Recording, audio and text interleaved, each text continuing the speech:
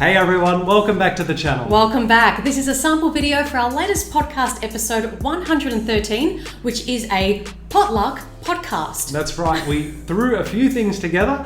We respond to some listener questions as well as some news items that were requested by our listeners. Yeah, so one of the questions we respond to was about dating non-vegans in Kazakhstan. That's right, we offered all of our tips and advice based on our extensive experience in that area. God. No, seriously, there was some good stuff in there amidst quite a bit of humour.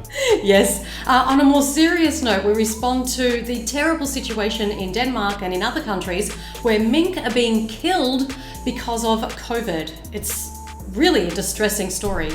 It is. We also look at the new documentary film called There Was a Killing by Earthlings director Sean Monson regarding animal rights activist Regan Russell and her tragic death outside a slaughterhouse in Toronto, Canada. Yeah, and we also discussed the McPlant, which is the new plant-based burger offered by McDonald's. And everyone's favourite anti-vegan Piers Morgan weighs in on the debate. Of course he does. Would you expect him not to? That's the thing. He's a great mouthpiece to talk about veganism. Sure is. So this is a short sample. Hope you guys enjoy watching this. And if you want to listen to the full podcast episode, you can join us on Patreon, which is linked in the description below this video. Thanks so much for watching. Hope you enjoy it, and we'll see you next video. Bye, everyone. Bye. Hugh wrote a question in the comments saying, I have a question of my own that's been on my mind a lot recently. As a single person, when I'm in the early stages of dating somebody, it is very difficult being in the situation where you want to be polite and pay for the bill, but the other person has ordered something non-vegan. Especially in Kazakhstan, where the idea of the man not covering the bill, at least for the first date, would be almost never understood culturally. And my love life would virtually never make it off the ground. Well, we can't have that, Hugh. So we need to fix this. Yeah, it really is a difficult situation because you really don't want to get off on the wrong foot with someone who may very easily become a vegan when they've had the opportunity to get to know you better, fall in love with you and see the light, he puts in quotation marks. One solution I thought of would be taking a girl to a vegan restaurant, and that way anything she ordered would be vegan. But unfortunately, such a thing doesn't exist here. I can find places that are more veggie friendly at least. I'm sure there must be other single vegans out there dealing with the same dilemma. That is really hard because I was going to say almost anywhere around the world you'd find a vegan restaurant, just take them there. But okay, so Kazakhstan, no vegan restaurant. Hugh, this is your calling, open a vegan restaurant. Ah, very good. Nice perspective. Problem solved. Nice perspective. Next. Yeah. So obviously there are no vegan restaurants in Kazakhstan, as Hugh mentioned. However, you can still take control, I was thinking. I've got three options. Okay. Option one, you could invite her or him over. And He says her. He says her, sorry. Yeah. Invite her over and cook a vegan meal for her and tell her about veganism. Oh, not on a first date, Luca. No. Blocked. No. Yeah? No. Oh. No, I just thought, no. You're not going to sit her down and say, hey, now I want to talk to you about this. But it could be you're cooking the meal. Yeah. She's talking about how much she loves it because you've chosen your favourite dish that you make the best, whatever. Yeah. And it sort of naturally comes up. Okay. Or she says something that gives you an opening. It's all how you word it too. Definitely. But I just want to say what the cons could be Yeah. potentially, because Hugh's probably listening to this going, holy hell, guys. These are options. I'm just throwing them out on the table. Go Is this on, hit what them you with would the do, by the way, if you were single? Yeah, that's in why I came up with the options.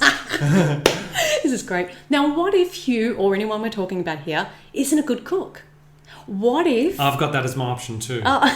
Invite her over and order vegan takeout and tell her about veganism. Yeah, this was a request from Ella L. And she said, hey, Natasha and Luca, can you please talk in one of your next episodes about what's happening in Denmark to those poor mink right now? Denmark will cull all its mink, as many as 17 million, after a mutated form of coronavirus that can spread to humans was found on mink farms. The Prime Minister said... This is the Prime Minister of Denmark, said the mutated virus posed a risk to the effectiveness of a future COVID-19 vaccine. Right. Denmark is the world's biggest producer of mink fur, and its main export markets are China and Hong Kong. Many of the world's problems, most of the world's problems perhaps, could be solved by 4 simple words. Just leave animals alone. Yeah. Really? It really, really is. Yeah. Spokesperson for Copenhagen Fur, Denmark's breeder association and world's largest fur auction house, said, "We need to better tell the story about fur being a very sustainable product." Now, When I thought to myself, wow, this is a non-vegan saying, he let the cat out of the bag. Can you quickly think of perhaps a vegan alternative? Rather than the cat out of the bag, but the...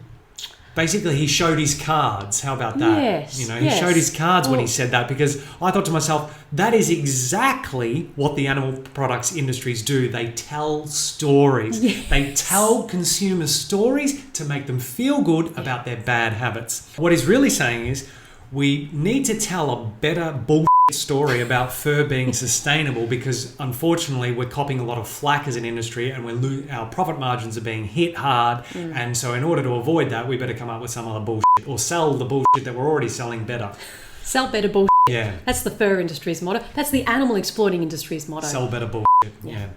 Dun-dun-dun. The McPlant has arrived. Laugh if you want, but the McPlant burger is a step to a greener world. Mm-hmm. McDonald's sells 75 burgers every second. Wow. Its embrace of plant-based meat alternatives could make a real difference. You think? 75 burgers every second. Gosh. Look at that's ridiculous. When McDonald's announced its plan to launch a plant-based burger earlier this month, Twitter users were quick to mock the product's unimaginative name, the McPlant. I think it's good. I think it's good too. I think it's good. But no matter what you think of the fast food chain's marketing department, the McPlant actually represents a meaningful milestone for plant-based protein products. I agree.